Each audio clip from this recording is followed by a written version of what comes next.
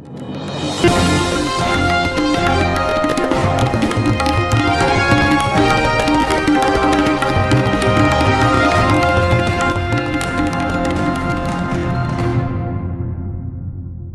अस्सलाम वालेकुम।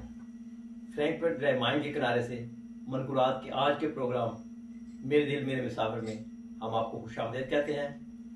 आज का हमारे मौजूद सुखन होगा यूरोप और आज़ादी इज़हार राय। मैं हूं आपका होस्ट मोहम्मद सलीम भट्टी और हमारे साथ आज शिरकत कर रहे हैं प्रोग्राम में हमारे भाई यामीन साहब। आप फ्रैंकफर्ट और जर्मनी में मानी जानी शख्सियत हैं। अपने इखलाक व किरदार की वजह से पाकिस्तानी कम्यूनिटी में बहुत मशहूर हैं।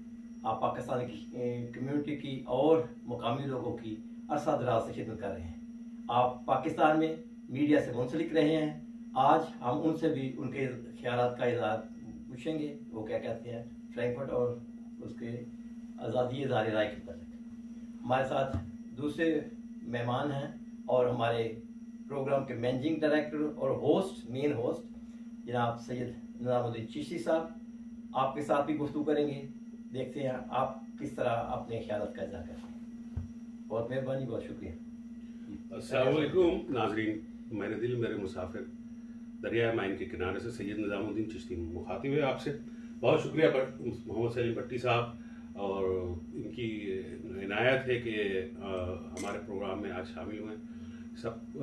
हम मनकुलात टीम की तरफ से जनाब यामीन साहब को बहुत ज़्यादा खुशामदीद कहते हैं। इन्होंने बहुत अच्छे काम किए हैं पाकिस्तान में भी और जर्मनी में भी, रिपोर्टिंग और मीडिया के हवाले से। ये हमारी टीम का हिस्सा हैं और हम इनसे अगले प्रोग्राम के हिस्से में पूछेंगे कि ये मनकुलात को कैसा जानते हैं और कैसा पहचानते हैं और मनकुलात की प्लेटफॉर्म से किस तरह से लोगों को अच्छी बातें बताने की कोशिश करेंगे। एक सबसे ख़ास तरीन बात जो आज हमारे यामीन भाई ने हमारे को रास्ते में जो मैं उनको लेकर आ रहा था तो पूछा कि भाई मनकुलात के मायने क्या है, मनकुलात कहते किसे, मनकुलात है क्या। तो मैं ये अपने नाज़रीन को भी इसका थोड़ा सा बैकग्राउंड जो है समझाना चाहूँगा। मनकूल जो है वो हजूर अकरम नबी करीम सल्लल्लाहु अलैहि वसल्लम के मुर्गे का नाम था। अच्छा, हाँ, और मुर्गा जो है वो यानी कि अजान के हवाले से उसको समझा जाता है। तो हमारा जो मोटो है वो है मुझे है हुक्म इल्लल्लाह। तो हम उसके उस निस्बत से हमने अपने प्लेटफॉर्म का नाम मनकुलात रखा है ताकि नाजरीन को पता चल जाए। आज हम इस प्लेटफॉर्म के जरिए अक़वाम मुत्तहिदा से और यूरोपियन यूनियन से मुतालबा करते हैं कि इज़हार राय की आज़ादी के बावजूद भी मुख्तलिफ मज़ाहिब की जो पर्सनैलिटीज़ हैं या जो रहनुमा हैं, मुक़द्दस कुतब हैं, मुक़द्दस शख्सियात जो हैं, हाइलिगे परजोनन, उनकी जो है रेस्पेक्ट का जो है ना वो कानून बनाया जाए। जहाँ तक भट्टी साहब आपने आज जिक्र करते हुए कहा कि हम इज़हार राय पे बात करते हैं। इज़हार राय जो है पूरी दुनिया में एक कानून है। अक़वाम मुत्तहिदा ने और ह्यूमन राइट्स ने इसके सिलसिले में बहुत सारे क़वानीन कि भाई इज़हार राय जो है वो एक इंसान का बुनियादी हक़ है। और जर्मनी में जो इनका ग्रुंडगेसेट्स जो बुनियादी कानून है उसमें भी इसके ऊपर बहुत पहले सबसे पहले जो है इज़हार राय, इंसान की इज़हार राय पर उसको आज़ादी का हक है, वो बयान कर सके वो क्या कहना चाहता है। ये थोड़ा सा जो है जब हम इज़हार राय पे बात करते हैं तो अगर हम सिर्फ कानूनी तौर पे देखें जी, सही है ना, तो हर एक को इस पे वाज़े तौर पे हक है कि वो हर चीज़ के बारे में अपने ख्यालात पेश कर सकता है। तो अगर हम सिर्फ कानून की किताबों के नज़र से देखें तो ये एक हमें कहा जा सकता है, हम पे जो मुसलमानों पे ख़ास तौर पे इल्ज़ाम लगता है या मुसलमानों के लिए ख़ास तौर पे एक जो एक्सेप्शन पैदा होती है कि वो कहते हैं हमारे पास तो कानून है कि आपको इज़हार राय की इजाज़त है और फिर हम कैसे किसी को मना कर सकते हैं। लेकिन मैं कानूनदान नहीं हूँ, मैं कोई प्रोटेस्टर भी नहीं हूँ। मैं एक इंसान हूँ, और इंसान जो है वो मैं अपने भाई को बताना चाहता हूँ, अपने दोस्तों को, अपने नाजरीन को बताना चाहता हूँ कि कवानीन इंसानों के लिए बनाए जाते हैं। बेशक इंसान कवानीन के लिए नहीं है, इंसान कवानीन के लिए नहीं है, बल्कि इंसानों के लिए कवानीन बनाए गए। और इंसान जो है वो चाहे किसी भी जगह पर हो, उसको एक तकद्दुस, अपने तकद्दुस की हिफाजत करने की जरूरत है, और उसको हमें उसका यह हक है कि उसके तकद्दुस की हिफाजत की जाए। इंसान के अपना भी तकद्दुस होता है, लेकिन इंसान से मुंसलिक कुछ चीजें आती हैं जिसका वो तकद्दुस अपने से ज्यादा कराना चाहता है, अपने से ज्यादा करना चाहता है। वो उसकी मोहब्बत और प्यार से मंसूब होता है, सही है ना, इश्क से मंसूब होता है। तो ये मुसलमानों की तारीख है। साहब मैं आपको बताना चाहूँगा कि हमने जहाँ पे अपने ईमान को मजबूत करा है, वो उसकी वजूहात यही थी कि हमारा तकद्दुस, हमारी मोहब्बत, हमारा इश्क हजूर नबी करीम सल्लल्लाहु अलैहि वसल्लम की जात से जुड़ा हुआ है। जैसे कि अब आप देखें इंसान जो है एक आफाकी मखलूक है, सही है ना। और इंसान चाहे वो पाकिस्तान का हो, चाहे वो अमेरिका का हो, उसकी फितरत एक जैसी है, उसमें फितरत में तो कोई फर्क नहीं है ना। हाँ, मगरबी दुनिया का इंसान की फितरत और ज़रूरत और या जिसे कहते हैं आमलैंड या मशरक़ी दुनिया या मशरक़ वस्ता का इंसान की फितरत तकरीबन एक जैसी है। उसको भी सोने की ज़रूरत है, उसको भी खाने की ज़रूरत है, उसको भी अपनी जिंदगी गुजारने के लिए सबके एक माशरे अलग-अलग होने की वजह से वो मुख्तलिफ कवानीन आपने लगाया, लेकिन बुनियादी तौर पर जो इंसानों का मेंशन द सोल्डर्स उनअंटास्बाद जर्मा कानून भी कहता है, ठीक है। तो ये बात बिल्कुल सही कही वक्त साहब ने कि इंसान की अना को हमने नहीं तोड़ना, उसका तकद्दस बरकरार रखना है, और उसको तकद्दस को बरकरार रखते हुए हम अपने इज़हार ख्याल कर सकते हैं। मेरा ख्याल यही था कि यूरोप में अक्सर लोग इस कानून की हदूदों को यूज से नावाकिफ हैं। मुझे जो हज़ारे ख्याल का हक दिया गया है वो इस हद तक है, मैं दूसरों की तौहीन और उनकी तज़हीक ना करूं, मैं अपने ख्यालात का इज़हार करूं, उनकी तज़हीक ना हो। ये एक पहलू, उनकी इज्जत नफ्स को बरकरार रखते हुए मैं अपने ख्यालात का इज़हार करूंगा। अगर मैं ऐसा करूंगा कि दूसरों के उससे ख्यालात जज्बात मजरूह हों, तो यकीनन वो भी मेरी तरफ अच्छे ख्यालात नहीं रखेंगे। वो मेरे मतलब जो एग्रेसिव होंगे, वो बदला लेने की कोशिश करेंगे, या कोई ऐसे अल्फाज मेरे मतलब इस्तेमाल करेंगे जिससे मेरी तौहीन हो। मुझे एक वाक़या याद आता है, नबी करीम सल्लल्लाहु अलैहि वसल्लम से मंसूब है। आप कहते हैं अपने वालिदैन की इज्जत किया करो और अपने वालिदैन की बेइज्जती ना किया करो। तो सहाबा करम पूछे ये कैसे मुमकिन है कि कोई शख्स अपने वालिदैन की बेइज्जती करे? उसने कहा इस तरीके से जब आप दूसरे के वालिदैन के इज्जत और उनका हक जो है मजरूह करोगे, वो आपके वालिदैन को मतलब कैसे ख्याल रखेंगे? नतीजतन ये आपने अपने ही वालिदैन की बेइज्जती करने की उनको दावत दिया है। लिहाजा आप एक हद में रहते हुए इज्जत वाले अल्फाज के साथ अच्छे यानी स्टैंडर्ड के मुताबिक रहें, स्टैंडर्ड से नीचे गिरे हुए अल्फाज में अपने ख्यालात का इजहार ना करें। बिल्कुल सही कहा भट्टी साहब, ये बात आपने इस्लामी नुक्ते नज़र से बयान करी है। मैं चाहता हूँ कि हम आज के प्रोग्राम में, जैसा कि आपकी माशाल्लाह बहुत अच्छी मस्जिद से भी ताल्लुक़ रहा है, इसकी वजह से आपकी लोग उलमाए कराम के साथ बहुत ज़्यादा इंटरफेयर भी रहा है, बैठा हुआ रहा है, तो आपके पास मालूमात है। और मैं भी एक मजहबी ख़ानदान का ताल्लुक़ है, लेकिन हमें कोशिश ये करनी है कि एक आम इंसान तक हमारा पैगाम पहुंचे। हम आम इंसान को अब हम ये नहीं कह सकते कि यार तुझे ज़रूरत है। अब जैसा कि आपने ये कहा कि इंसान जो कानून की एक शिक ये भी है, कानून का एक पहलू ये भी है इज़हार राय के कानून का, कि हमारे किसी भी किस्म के इजहार से किसी दूसरे के जज्बात को और उसके तकद्दुस को तकलीफ न पहुंचे।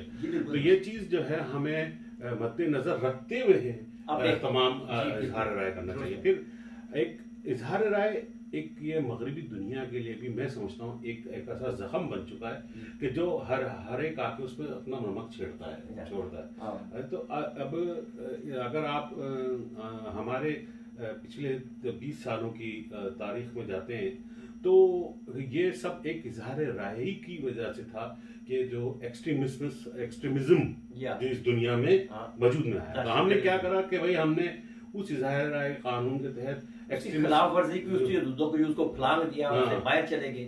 नतीजा मेरा ख्याल भी यही था कि देखना ये है कि अगर कोई शख्स अपने फेलो ह्यूमंस की तस्हीक करने के लिए वो स्टैंडर्ड से गिरे हुए लफ्ज़ इस्तेमाल करता है, तो ये माशरा उसको कैसे देखता है और यहाँ के कवानीन उसको कैसे देखते हैं, और जो कवानीन हैं उनको नाफज करने वाली अदालतें जो हैं वो उनके साथ अपना कैसा रवैया रखते हैं। ये है असल में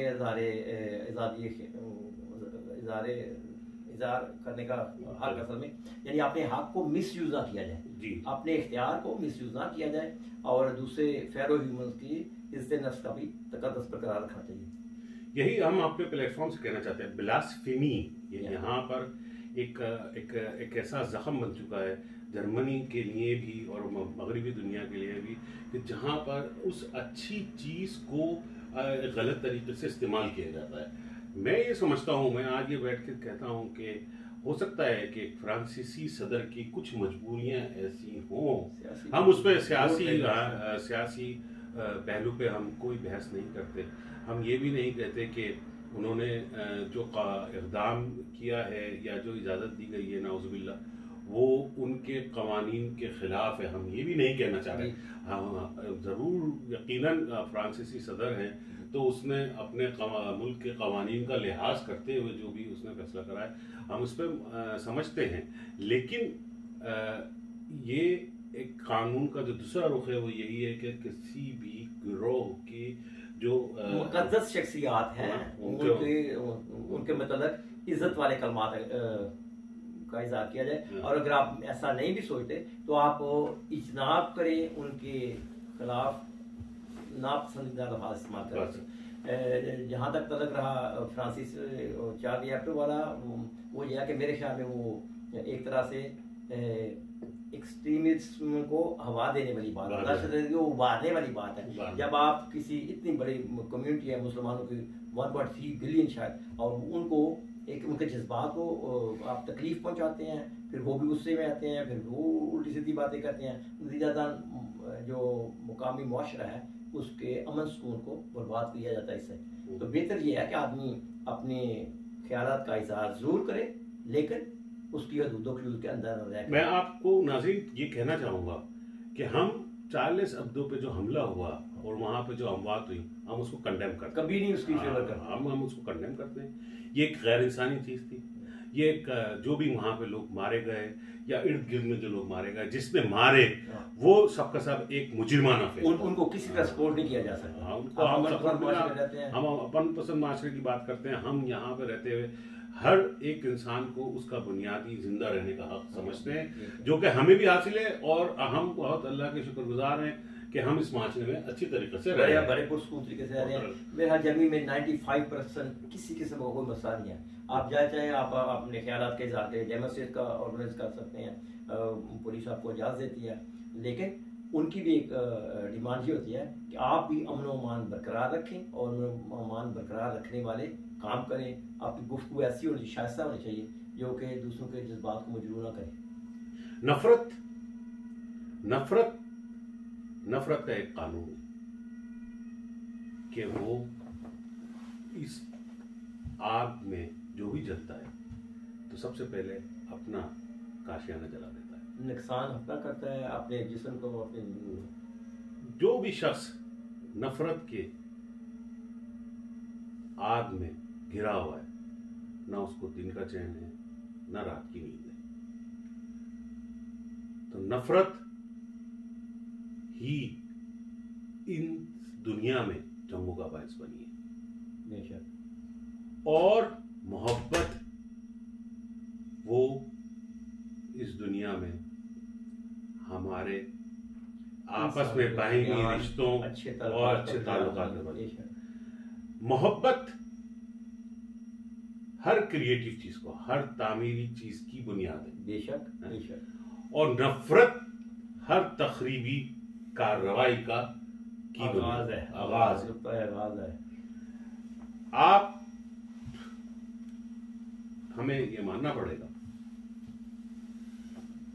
और बड़े अफसोस के साथ कहना पड़ेगा कि हमारे अपने कतारों में, हमारे अपने दरमियान में कुछ लोग ऐसे हैं जो मोहब्बत की जगह नफरत पे यकीन फैलाते हैं। जी हाँ, और नफरत को फैलाने में डिस्करेज किया जाता है, जितना भी उसे कुछ डिस्करेज किया जाता है। अगर हम इसको इंसानी नफ्सियात की बुनियाद पे देखते हैं, देखिए कोई चीज मुझे हासिल नहीं है, किसी वजह से मैं नुकसान में हूँ, किसी वजह से मैं जो है अपनी ख्वाहिशात को पूरा नहीं कर पा रहा, अपने मकासद हासिल नहीं कर पा रहे, उसमें मुश्किलात आ रही हैं। तो बजाय इसके कि मैं सब्र करूं, सबसे पहला मेरी कोशिश होती है मैं उससे नफरत करना शुरू कर दूं, जो कि बड़ा बुनियादी तौर पर गलत जज्बा है। वासत का यहाँ पे एक कोटेशन मिलती है, आप कहते हैं जब आपकी ख्वाहिशात पूरी नहीं हो रही होती तो आप इस बात पे सब्र भी करें और जो दूसरों को वो सारी चीजें हासिल है उनको देखकर शुक्र करें और उनके लिए दुआ करें कि अल्लाह उनको और दे और उनके साथ साथ वो आपको भी दे। यानी नफरत करना और ये दुआ करना कि अल्लाह ताला उनसे भी छीन ले, ये अच्छे इंसानों का काम नहीं है। तो ये आप बिल्कुल सही कह रहे हैं। मैं इसको इंसानी हवाले से, भट्टी साहब इस्लामी तारीख के हवाले से और सूफिया कराम के हवाले से बात करते हैं, तो मैं उस चीज़ को इंसानी हवाले से बात करता हूँ। देखो, जो चीज़ किसी को हासिल है वो जो एहसास आपके अंदर पैदा कर रही है, उस एहसास को आप बोरियों में नहीं भर सकते। अगर किसी के पास बहुत सारी दुनिया है तो दुनिया का होने का एहसास आप किसी पैमाने से नाप नहीं सकते। ये हर एक के अपने अंदर पैमाना है, सही है। कोई अपने सारी दुनिया का मालिक होने के बावजूद भी वो एहसास हासिल नहीं कर पाता जो अल्लाह ताला एक गरीब इंसान, सकून कल्ब हासिल नहीं हो सकता जो अल्लाह ताला एक गरीब और एक जो अल्लाह पे ईमान रखने वाले इंसान को देता। तो कोई 10 अरब रख के भी चोर और परेशान है और कोई 10 रुपए रख के भी अपनी कनात पे गुजारा कर रहा है और अल्लाह ताला ने उसको वो एहसास अता फरमा दिया है कि जो 10 अरब वाले को भी एहसास नहीं है। ये इंसान के अंदर ही है। तो ये आप ये जो भाग दौड़ है दुनिया की, सब चीज़ अच्छी है, सब चीज़ बुरी नहीं है। हमें हुज़ूर सल्लल्लाहु अलैहि वसल्लम की हदीस है कि जब आप ऊँट को रस्सी से बांधो फिर उसके बाद अल्लाह पे तवक्कल करो।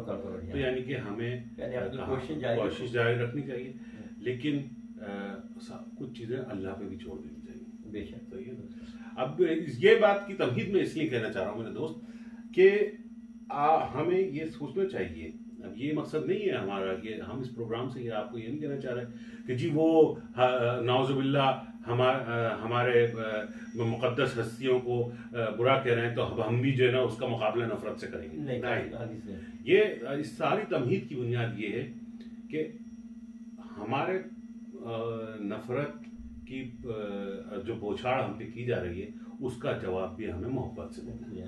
अब आप देखें, बहुत सारे लोग बाप अब मैं हज़ूर अकरम नबी करीम सल्लल्लाहु अलैहि वसल्लम की सीरतुन नबी से मिसाल देना चाहता हूँ।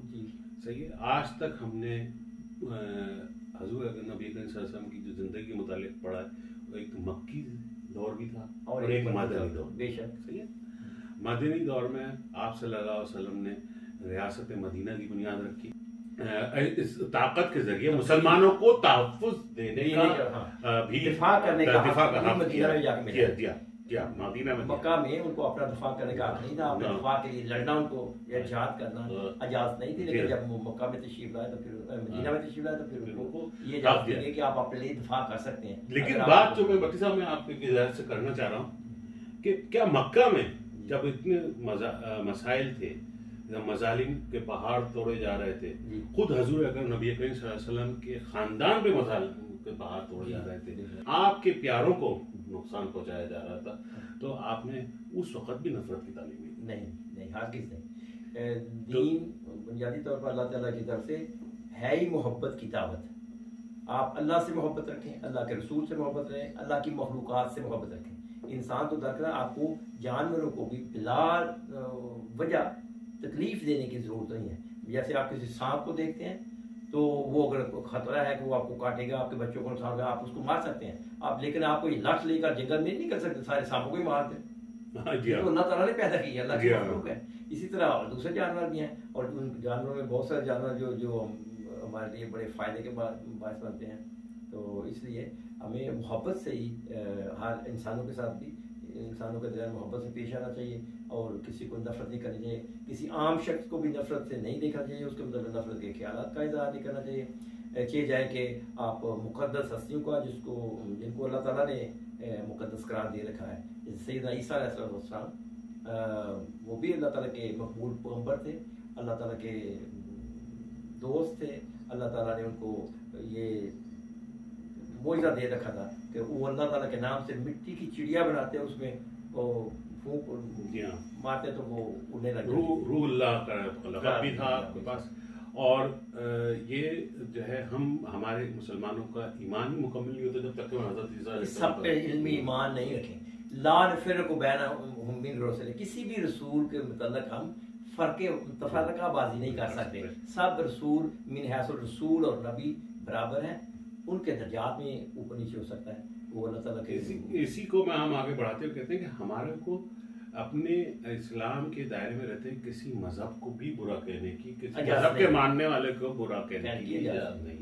और ये नफरत की बुनियाद है। और हमें अपने अंदर भी देखना चाहिए कि क्या, देखिए भट्टी साहब ये बात तो हमको मानना पड़ेगी कि जो नफरत का जो यहाँ पे दौर शुरू हुआ है यूरोप में, वो आज से 20 साल पहले नहीं था। ये बेशक हाँ जी, लेकिन बात यह है कि यूँ यूरोप में मुसलमानों की आबादी बढ़ रही है, फैमिली ज़्यादा आ रही हैं, वो अपने दीनी अहकामात पर ज़्यादा अमल करती हैं, तो ये उनको यूरोपियन माशरे में ज़रा इसको ज़रा मुश्किल से कबूल करते हैं। जैसे कि हम देख लें चर्चों में बहुत कम लोग जाते हैं, जी हाँ, लेकिन मुसलमानों के मिसाल जुम्मा का दिन देख लें आपको जगह नहीं मिलती। तो ये जो आता है ये यूरोपियन माशरे के लिए एक तरह से वो काबिल कबूल नहीं है। तो मेरे ख्याल में ये कोई ऐसी बात नहीं है जिसको आहिस्ता से प्यार से उनको समझाया ना जा सके। ये है, ये मैं अपने अरबाब दोस्तों से और लोगों से जो यहाँ पे यूरोपियन कम्युनिटी में रह रहे हैं, मुसलमान हैं, गुजारिश करूँगा कि आप अपने किरदार से, ये हमारी जिम्मेदारी है बेशक, ये आप और मेरे मुसलमान होने की जिम्मेदारी है, ये हमारे ईमान का हिस्सा है कि हम जिस चीज़ पे ईमान रखते हैं उसको अपने किरदार से प्रचार करें। बेशक उसका जब उस पर हम खुद अमल नहीं करते तो हमें हमारे ईमान पे बात आएगी। देखो एक चीज़ जो है, इस जुमले के साथ मैं गुफ्तगू का इख्तिताम भी करना चाहूँगा, इस्लाम कभी भी ख़तरे में नहीं रहा। नहीं, इस्लाम फितरती मजहब है और वो इस दुनिया में जब भी मौजूद था जब इस दुनिया की इब्तिदा भी नहीं थी, और इस्लाम की इंतहा भी नहीं है और इब्तिदा भी नहीं है। सही है ना, वो एक अल्लाह सलामती का मजहब है। मुसलमान अपने हरकतों की वजह से, अपने अमाल की वजह से हमेशा नुकसान में रहे। अल्लाह ताला ने इसीलिए सूरह असर में फरमाया शक इंसान खसारे में, लेकिन वो जो ईमान लाए और अमल साले करते रहे वो खसारे में नहीं है। वो तो ये मेरी आपसे गुजारिश है कि देखो अमल साले वो सिर्फ आपके अपने लिए नहीं है, वो आपके इर्द गिर्द के लोगों को भी फायदा पहुंचाता है। यही बात है। वाल असर का मतलब भी बेसिकली ये है कि ऐ इंसान तू खसारे में इसलिए कि दुनिया में तेरे पास तो सब कुछ मौजूद है, तो जो जिनके पास मौजूद नहीं है तो उनको उससे भी कुछ ना कुछ छीनना ही चाहता है। क्यों? यानी इंसान का जो वजूद है ये दूसरों के लिए बायस रहमत होना चाहिए, ना कि बायस ज़हमत। आप देख लीजिए जिनके पास आज बहुत ज़्यादा चीज़ें हैं, उनको ग्रीड ज़्यादा है, उनको लालच ज़्यादा है, वो आपसे छीन लेना चाहते हैं। दूसरी बात यह है, इंसान और बल्कि दुनिया की बुनियाद जो अल्लाह ताला ने रखी है वो खैर और शर पे रखी है, यानी नेकी, और जो कम नेक लोग हैं उनमें हमें हुक्म है खैर पे जाने का, शर से बचने का। अगर हम खैर करने वाले होंगे तो हमारी तरफ से दूसरों को खैर पहुंचेगी, वो भी हमारा तरीका अपनाने की कोशिश करेंगे। और जो शर कर रहा है हमें उससे इज्तनाब करना है, उससे बचना है। और जो शर करने वाला है उसको कोशिश करना है, इस बार कोशिश करना है उसको किसी तरह से इस तरह से बात से रोका जाए ताकि उसे दूसरे इंसानों को नुकसान ना पहुंचे। ये मौजू से हम थोड़ा बाहर चले गए, लेकिन ये एक बुनियादी ज़रूरत थी लोगों को बताने की कि असल जो नफ़रत की बुनियाद है वो कहाँ से शुरू हुई है और वो हमें किस तरह से नुकसान पहुंचा रही है। यही नफ़रत की बुनियाद है जो लोगों ने एक अच्छे कानून को अपनी ज़ाती और अपनी जो नफ़रत है उसके लिए इस्तेमाल कर रहे हैं। तो कहने का मकसद ये है कि ये आज़ादी इजहार राय मोहब्बत के लिए तो इस्तेमाल होना चाहिए, लेकिन जब आज़ादी इजहार राय नफरत के लिए इस्तेमाल हो उसको इज्तनाब करना चाहिए और उसको रोकने के लिए कानून बनना चाहिए। ब्लास्फेमी का एक हम पुरजोर मुतालबा करते हैं यूरोपियन यूनियन से, अक़वाम मुत्तहिदा से कि मुक़द्दस शख्सियात के लिए वो ब्लास्फेमी का एक कानून बैनुल-अक़वामी तौर पर होना चाहिए ताकि वो ये चीज़ हर मजहब के मानने वालों के लिए आरामदेह हो या उनको परेशान होने से बचाए कि उनकी मुक़द्दस शख्सियात पे कोई दूसरा तज़हीक आमेज़, नाउज़ुबिल्लाह, नफ़रत मुकालमे या कोई ऐसा अमल करे जिससे उनके जज्बात को ठेस पहुँचे, क्योंकि ये इंसानियत का हक़ है। इसका मज़हब से ताल्लुक़ नहीं है बल्कि ये एक इंसानियत का हक़ है, एक इंसान होने का हक़ है।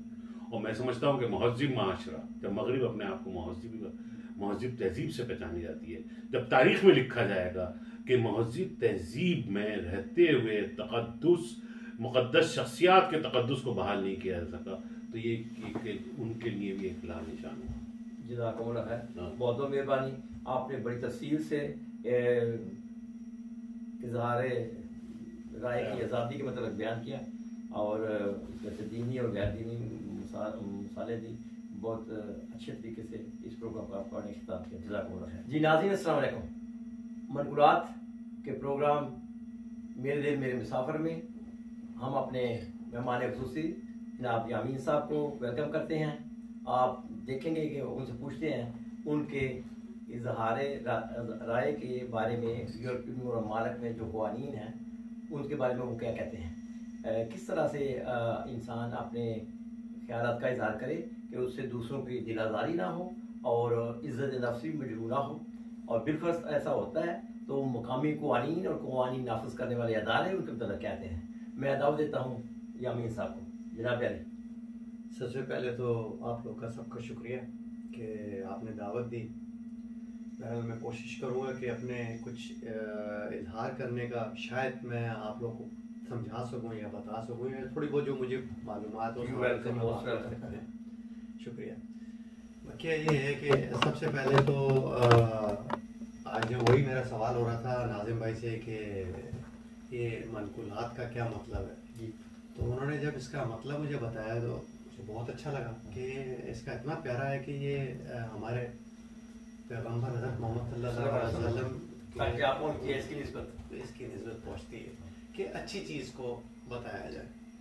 तो इस चैनल के हवाले से जो नाज़िम साहब हैं और आप हैं, आप लोग की जो काविशें हैं, आप लोग कोशिश कर रहे हैं कि इसको और बेहतर से बेहतर किया जाए और अच्छी से अच्छी बातें लोगों तक पहुँचाई जाए। और बकिया जो दुनिया के तलख तजर्बात हैं, दुनिया के तलख हक़ाइक़ हैं, उनको भी उस सॉफ्ट अंदाज में पेश किया जाए कि ताकि किसी को बुरा न लगे, किसी की इज़्ज़त नफ्स मजरूह ना हो। और हम तो कोशिश कर सकते हैं कि इस प्लेटफॉर्म के थ्रू मैं जो कोऑपरेट कर सकता हूँ मैं हाजिर हूँ।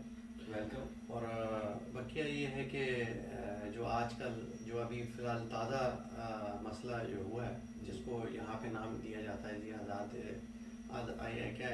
आज़ादी इज़हार हक़ या जो भी आप उसको नाम दे लें, उसको हमारे प्राइम मिनिस्टर साहब ने भी जो इमरान खान साहब हैं उन्होंने लास्ट ईयर में भी इसको क्लियर करने की कोशिश की थी यूनाइटेड नेशन में आके कि जी देखें कि हमारे दिल में हमारे पैगम्बर रहते हैं, हमारा मज़हब है और हमारा कुरान है, हमारा जिसको हम ये चाहते हैं वही जो अल्लाह हमारा है वो अल्लाह इनका भी कायनात का है, वो ठीक है, पूरी कायनात का है। बेशक।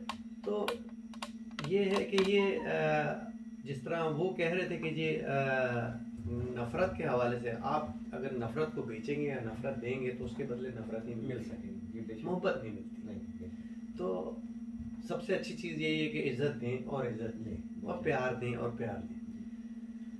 बकिया तो अल्लाह ताला रहम करे, हम तो दुआ कर सकते हैं कि अभी जो नफ्सा नफ्सी का दौर चल रहा है, हर कोई अपनी अपनी दुनिया में मसरूफ़ है, हर कोई अपने अपने उसमें चल रहा है और बस कोशिश करनी चाहिए कि अच्छे से अच्छा काम दूसरों की जिन्नत में मजबूर ना हो। बिल्कुल। और बकिया ये है कि यहाँ पे हम कह लें कि जिस तरह हमारे यहाँ पे हमें भी एक वो जिस जर्मनी में हम लोग रहते हैं तो सिंपल सी बात है, यहाँ पे हमें बड़ी सहूलियात भी दी हुई हैं। हमारे कह लें कि यहाँ पे हमें मस्जिदें बनाने की इजाज़त दी जाती है, हम बाकायदा जाके मस्जिद में नमाज भी इबादत भी कर सकते हैं। तो इन्होंने बहुत सारी चीज़ें हमारे लिए की हुई हैं और कुछ चीज़ों पे हमारा ये कह लें कि जज्बाती लगाव है जिसको थोड़ा सा यहाँ पे आके डिफरेंट हो जाता है। अगर आप उसके बारे में क्या कहना चाहेंगे? असल में मुकामी लोग जो हैं, जैसा जैसा मैंने तजिया किया यहाँ पर, जितना उनको बचपन में अपने बड़े बुजुर्गों का, अपनी मुकद्दस हस्तियों का एहतराम सिखाया जाता है, वो आप सीखते हैं तो आप दूसरे लोगों के मुकद्दस हस्तियों का भी उतना एहतराम करते हैं।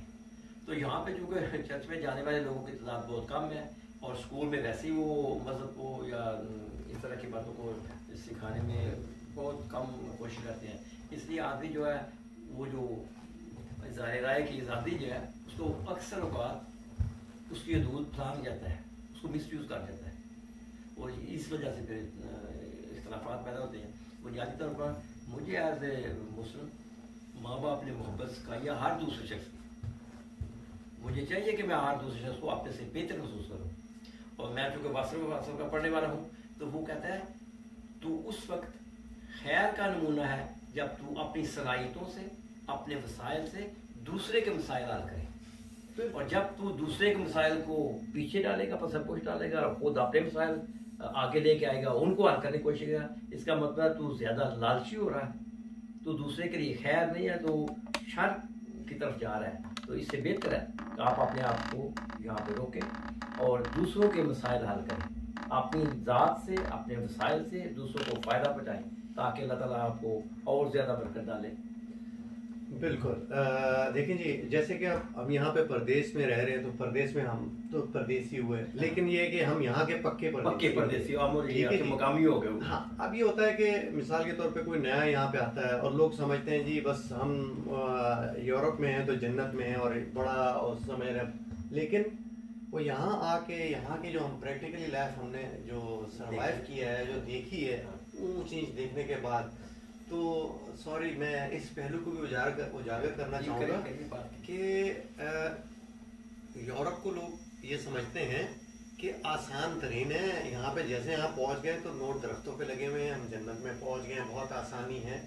लेकिन सर ऐसा नहीं है, ये हमने अगर हम आज इस स्टेज पे पहुंचे तो इसमें हमारी बहुत बड़ी मेहनत है, बहुत मेहनत है। मुकामी क़वानीन का बड़ा दखल है, वो आपको रेगुलाइज करते हैं, आपको मौके देते हैं कि आप मेहनत करके अपने पैसे कमाएं, आपको मुफ्त में पैसे कुछ नहीं मिलेगा जी, सख्त मेहनत, और फिर इसमें उससे जो मुकामी टैक्सेस हैं वो आप अदा करते हैं और जिसकी वजह से आपको कुछ सहूलियात भी मिलती हैं। आप दोनों हाथों में एक तरह से फ़ायदेमंद क्योंकि आपको मौके दिए जाते हैं, आप अच्छी तालीम हासिल करें, अच्छी हॉस्पिटल करें, हुनर सीखें और फिर उसको आप अपनी अमली ज़िंदगी में आजमाएं।